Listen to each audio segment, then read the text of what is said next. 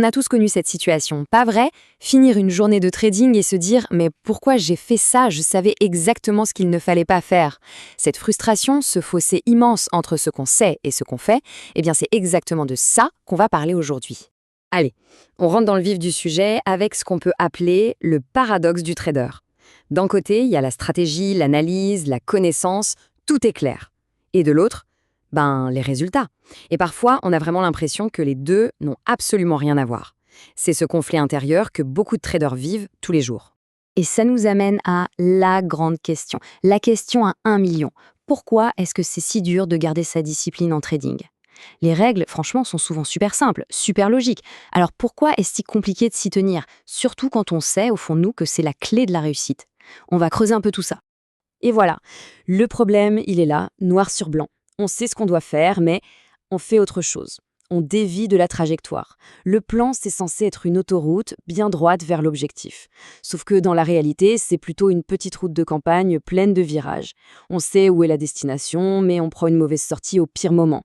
C'est un classique et c'est incroyablement frustrant. Et ce fameux plan, il se résume souvent à 3 commandements. 3 règles d'or. 1. On est patient, on attend le bon signal, la bonne configuration. 2. On respecte son plan, à la lettre. Et 3. On garde son calme, on contrôle ses émotions. Sur le papier, ça a l'air simple, non? C'est logique, mais une fois devant les écrans, dans le feu de l'action, tout ce bel édifice, paf, il s'écroule comme un château de cartes. Alors, ça nous amène à un point crucial. Une fausse croyance, un mythe même, l'illusion de la volonté. On se le dit tous, hein, la prochaine fois c'est bon, je sais plus fort, ou il suffit de le vouloir vraiment très fort. Mais et si c'était ça le cœur du problème? Et si la discipline, en fait, ça n'avait rien à voir avec la volonté? C'est une vérité qu'il faut accepter. Vouloir, ça ne suffit pas. La volonté, il faut la voir comme un muscle. Et comme n'importe quel muscle, elle se fatigue. Compter uniquement sur elle pour trader, c'est un peu comme essayer de courir un marathon en sprintant dès le départ. C'est l'épuisement garanti, surtout face à la pression et aux émotions des marchés. À un moment, elle lâche. Ok, donc si ce n'est pas une question de volonté, alors c'est quoi? La discipline, c'est quoi vraiment? Il faut qu'on la redéfinisse. Il faut arrêter de la voir comme un sentiment, une simple intention. Non, c'est quelque chose de beaucoup, beaucoup plus concret. Cette comparaison, elle est super parlante. À gauche, on a l'intention. L'intention, c'est ce qu'on souhaiterait faire. C'est une pensée, ça reste dans la tête. À droite, on a le comportement. Et ça, c'est ce qu'on fait. Vraiment. Une action concrète, observable. La discipline, elle ne vit pas dans nos intentions. Elle s'incarne, elle existe uniquement dans nos comportements. Donc voilà la nouvelle définition. Il faut qu'elle s'imprime dans notre cerveau. La discipline, ce n'est pas ce qu'on veut, c'est ce qu'on fait. Point final. Tout le défi, toute la clé, c'est de passer de la simple intention à l'action systématique. C'est vraiment là que le match se gagne. Bon, maintenant, on arrive au cœur du réacteur, au concept le plus important de tous.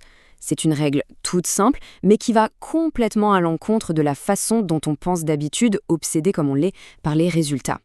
Le piège fondamental, il est là.